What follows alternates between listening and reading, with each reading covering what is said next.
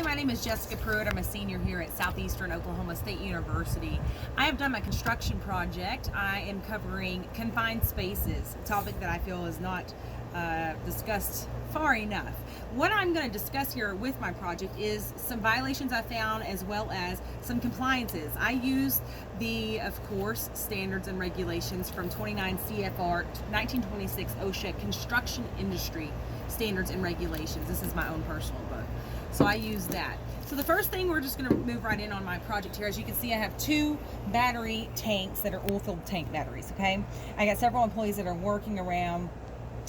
We are inside the tanks, taking care of routine maintenance, welding up cracks, holes, that type of stuff.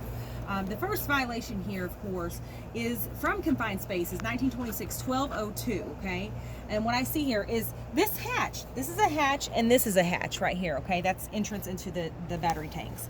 This hatch up here is too small. That is not big enough for bodily entry into or out of the tank. So that is a violation, 1926-1202. The next violation that I found here is from permit required confined space, and that is 1926-1204 D1.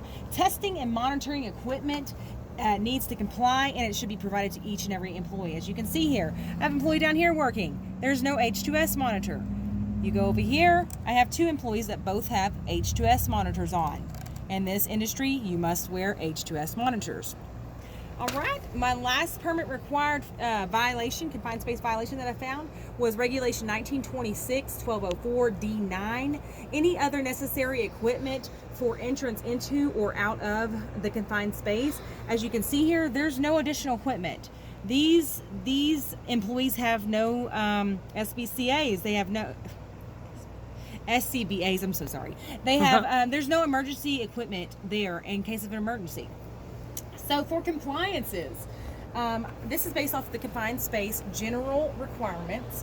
What I've found here for compliances is, of course, 1926-1203 E23, okay? This is before the employee enters into a space, and internal atmosphere must be tested to check for air contaminants. So as you can see right down here, we have a gentleman checking for contaminants here. We also have this guy up here, which I don't recommend you do this, but this guy right here has a rope, and he has an H2S monitor on the bottom of it, and he's checking to see if there's certain gases down in there. This guy right here represents something that I have to put in there. I see this way too often, that curiosity got the cat.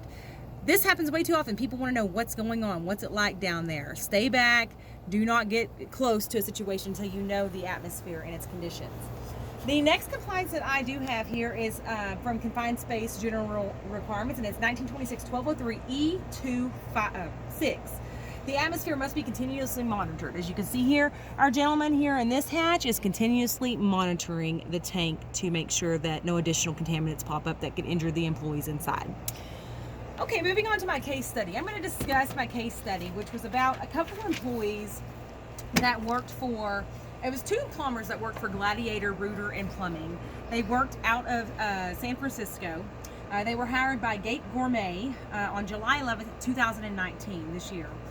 They, again, were working for this Gate Gourmet under San Francisco's airport, replacing some sewer lines, okay? These workers were using, they were in a confined space, but they were using a gas-powered saw to cut the cement. Those fumes caused carbon monoxide. That carbon monoxide actually caused one of those employees to pass out.